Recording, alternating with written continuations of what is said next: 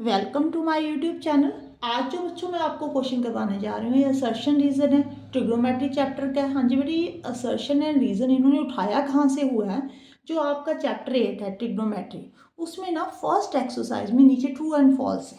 ठीक है, वहाँ पे आप नज़र मारना, आपको ऐसा कंसेप्ट वहाँ पे नजर आएगा। ठीक है, अब आपको ये असर्शन एंड रीजन देखने में तो 90% जो बच्चे हैं ना इसको दोनों को ट्रू करेंगे। मैं रीज़न बताती हूँ अभी कैसे ट्रू करेंगे। वो क्या सोचेंगे बेटे, आप ऐसे ही सोच रहे हो ना कि tan 60 है, 3 को 60 के साथ डिवाइड किया tan 20 सेम ही आ रहा है। ठीक है जी, अगर tan 60/3 की वैल्यू इतनी है तो tan 20 की भी यही होगी। ठीक है, यहाँ पे थीटा को 3 के साथ डिवाइड किया हुआ है, 1/3 बाहर ले लिया, tan थीटा ले लिया। देखो बेटे, दोनों ही असर्शन एंड रीजंस फॉल्स हैं। मैं रीज़न बताती हूँ, अगर आप इसको चेक करना चाहते हो। ठीक है, इसको अगर चेक करना चाहते हो, मैं रीज़न से स्टार्ट कर रही हूँ। यहाँ पे थीटा की कोई भी वैल्यू ले लो बेटे, 90 ले ले। ठीक है, मैं रीज़न की बात कर रही हूँ। यहाँ पे क्या लिखा हुआ है, tan 1/3 थीटा। ठीक है जी, और इधर लिखा हुआ है 1/3 tan थीटा।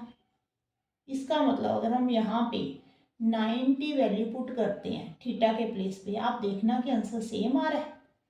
यहाँ पे मैंने 90 लिखा, यहाँ पे 1/3 थीटा के प्लेस पे 90 फिर से। अब यहाँ पे मैं कटिंग पहले करूँगी।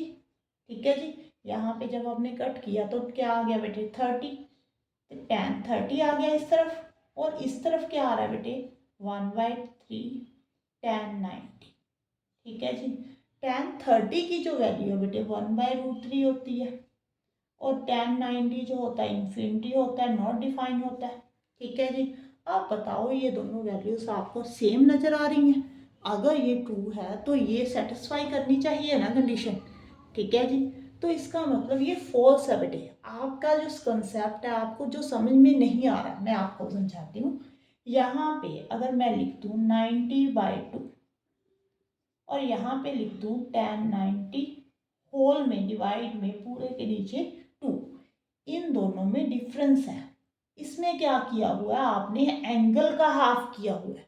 मीन्स पहले आप एंगल का हाफ करोगे, tan 45 आ जाएगा। ठीक है, tan 45 1 होता है। ठीक है, यहाँ पे tan 90 की वैल्यू पहले फाइंड करोगे, फिर उसको 2 के साथ डिवाइड करोगे। tan 90 की जो वैल्यू है बेटे वो इन्फिनिटी है, इन्फिनिटी को 2 के साथ डिवाइड करोगे। देखो आंसर सेम नहीं है। बच्चे 90% बच्चे क्या करते हैं, उनको यही समझ में नहीं आ रहा कि θ/3 का मतलब क्या है, कि पहले आपने थीटा को 3 के साथ डिवाइड करना है। ठीक है, उसके बाद जो वैल्यू आ जाएगी आपने tan की वहाँ पे वैल्यू देख लेनी है। इसको आप ऐसे नहीं लिख सकते कि आप tan θ/3। देखो दोनों में डिफरेंस है, इस तरफ और इस तरफ में। अगर ये सेम होते तो आंसर भी सेम आना था।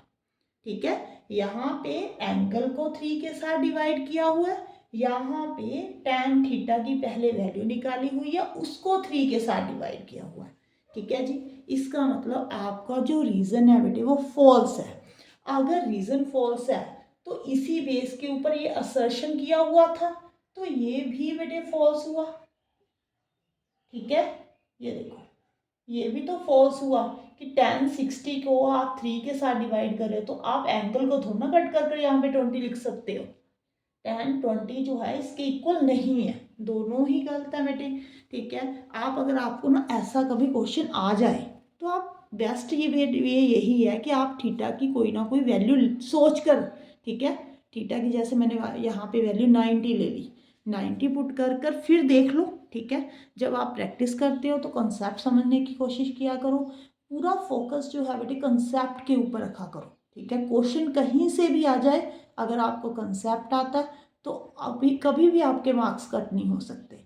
आई थिंक आपको समझ में आया होगा बेटे। अगर वीडियो अच्छी लगे तो लाइक जरूर करना और चैनल को सब्सक्राइब भी जरूर करना बेटे, और कमेंट बॉक्स में बताना कि आपको मेरी वीडियो कैसी लग रही है और आप मुझे कहाँ से देख रहे हो। Thank you for watching.